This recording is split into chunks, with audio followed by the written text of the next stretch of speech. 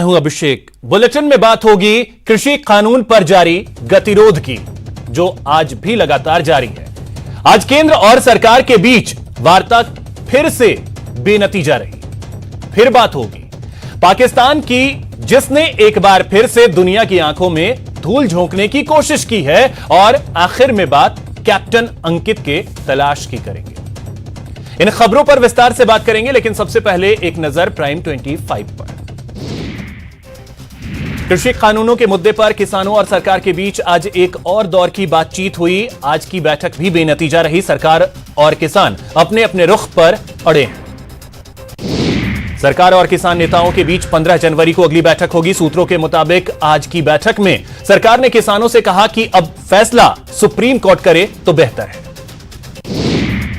बैठक के बाद केंद्रीय कृषि मंत्री नरेंद्र सिंह तोमर ने कहा कि तीनों कानूनों पर बैठक में चर्चा हुई, लेकिन कोई फैसला नहीं हुआ। अगली चर्चा में समाधान की उम्मीद है। किसान नेताओं ने कहा कि हम कानून वापसी के अलावा कुछ और नहीं चाहते, हम कोर्ट नहीं जाएंगे। उन्होंने कहा कि 26 जनवरी को तय कार्यक्रम के मुताबिक हमारी परेड होगी। कृषि कानूनों को लेकर राहुल गांधी ने पीएम नरेंद्र मोदी पर शायराना अंदाज में ट्वीट के माध्यम से तंज कसा है। उन्होंने कहा कि नीयत साफ है, जिनकी तारीख पर तारीख देना स्ट्रेटेजी है उनकी। किसानों के विरोध आंदोलन पर सांसद राज्यवर्धन सिंह राठौड़ ने कहा कि साल 2014 से ही मोदी सरकार किसानों की आय बढ़ाने के लिए लगातार काम कर रही है। कानून को रद्द करने का कोई सवाल ही नहीं है। शनिवार को 16वें प्रवासी भारतीय दिवस का आयोजन किया जाएगा। इस एक दिवसीय वर्चुअल सम्मेलन का उद्घाटन प्रधानमंत्री नरेंद्र मोदी द्वारा किया जाएगा, जिसको लेकर पीएम मोदी ने ट्वीट कर कहा, कल सुबह 10:30 बजे प्रवासी भारतीय दिवस सम्मेलन को संबोधित करेंगे। पीएम नरेंद्र मोदी सोमवार को सभी राज्यों के मुख्यमंत्रियों के साथ बैठक करने वाले हैं। बताया जाता है कि पीएम मोदी की यह बैठक सोमवार शाम 4 बजे आयोजित होगी। यह बैठक कोरोना वैक्सीन को लेकर बुलाई गई है। आज फिर से देश भर में कोरोना वैक्सीन का ड्राई रन हुआ। 33 राज्यों और केंद्र शासित प्रदेशों के 736 जिलों में ड्राई रन किया गया। केंद्रीय स्वास्थ्य मंत्री डॉक्टर हर्षवर्धन ने चेन्नई में ड्राई रन का जायजा लिया। वहीं प्रदेश भर में वैक्सीनेशन को लेकर ड्राई रन हुआ। राजधानी के 4 चिकित्सा संस्थानों में ड्राई रन किया गया। स्वास्थ्य सचिव सिद्धार्थ महाजन ने जयपुरिया अस्पताल का जायजा लिया। भारत सरकार का डिजिटल कैलेंडर और डायरी ऐप लॉन्च हो गया है। यह पहला मौका है जब सरकारी कैलेंडर और डायरी को डिजिटल रूप में पेश किया गया है। डिजिटल कैलेंडर और डायरी की लॉन्चिंग केंद्रीय सूचना और प्रसारण मंत्री प्रकाश जावड़ेकर ने की। भारतीय सेना के एक रिटायर्ड जवान को देश के साथ गद्दारी करने के आरोप में गिरफ्तार किया गया है। उत्तर प्रदेश एटीएस ने सिग्नल मैन सौरभ शर्मा को लखनऊ की मिलिट्री इंटेलिजेंसी यूनिट के इनपुट के आधार पर गिरफ्तार किया। 2008 में मुंबई में हुए आतंकी हमले के मास्टरमाइंड जकीउर रहमान लखवी को पाकिस्तान की एक कोर्ट ने 15 साल कैद की सजा सुनाई है। लखवी को यह सजा टेरर फंडिंग के एक मामले में सुनाई गई।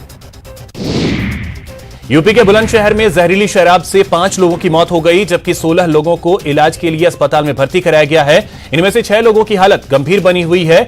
एसपी संतोष कुमार ने लापरवाही के आरोप में थाना प्रभारी समेत 3 पुलिसकर्मियों को सस्पेंड कर दिया।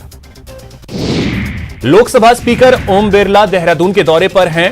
बिरला ने देहरादून में आयोजित पंचायती राज सशक्तिकरण कार्यक्रम में हिस्सा लिया और अपने विचार रखे।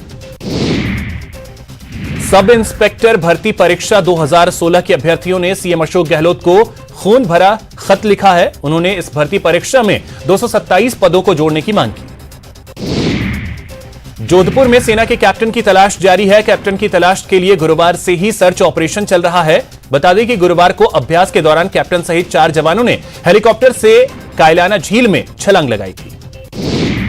उदयपुर में निर्माणाधीन बिल्डिंग से मजदूर नीचे गिर गया। इस हादसे में मजदूर की मौके पर ही मौत हो गई। बताया जाता है कि नगर निगम की गैराज शाखा में निर्माण कार्य चल रहा था। इस दौरान यह हादसा हुआ। चूरू में बकरा मंडी में बकरा बेचने को लेकर 2 पक्षों में लाठी भाटा जंग हुई। इस मारपीट में कई लोग घायल हो गए। इस खूनी जंग का वीडियो वायरल हो रहा है। बूंदी जिले में इंद्रगढ़ थाना इलाके के पार्श्वनाथ मंदिर के चौकीदार को बंधक बनाकर लुटेरों ने 550 ग्राम वजनी चांदी का सिंहासन और मुकुट लूट लिया। लूट की यह वारदात मंदिर में लगे सीसीटीवी कैमरे में कैद हो गई। सीकर में आपसी रंजिश के चलते चचेरे भाई ने अपने 10 साल के छोटे भाई की गला रेतकर हत्या कर दी। यही नहीं, हत्या का लाइव वीडियो भी सामने आया है जिसमें दिखाई दे रहा है कि युवक किस तरह से बालक को पटककर ब्लेड से उसका गला रेत रहा है। बारां के केलवाड़ा में उस वक्त हड़कंप मच गया जब गैस सिलेंडर में आग लगने से 5 लोग झुलस गए, जिन्हें गंभीर हालत में कोटा रेफर किया गया। बता दें कि धमाके की आवाज से इलाके में अफरा तफरी मच गई। मरुधरा में कोरोना की रफ्तार धीमी होती जा रही है। बीते 24 घंटे में 471 नए मामले सामने आए हैं। प्रदेश में संक्रमितों का आंकड़ा 3,12,000 के पार पहुंच गया है। बीते 24 घंटे में मरुधरा में कोरोना से किसी की मौत नहीं हुई है। प्रदेश में अब तक 2,727 लोगों की मौत हो चुकी है। सिडनी में खेले जा रहे तीसरे टेस्ट मैच के दूसरे दिन का खेल खत्म होने तक भारत ने 2 विकेट के नुकसान पर 96 रन बना लिए हैं। भारत की सलामी जोड़ी शुभमन गिल और रोहित शर्मा ने पहले विकेट की साझेदारी में 70 रन जोड़े। शुभमन गिल ने अपनी पहली हाफ सेंचुरी बनाई।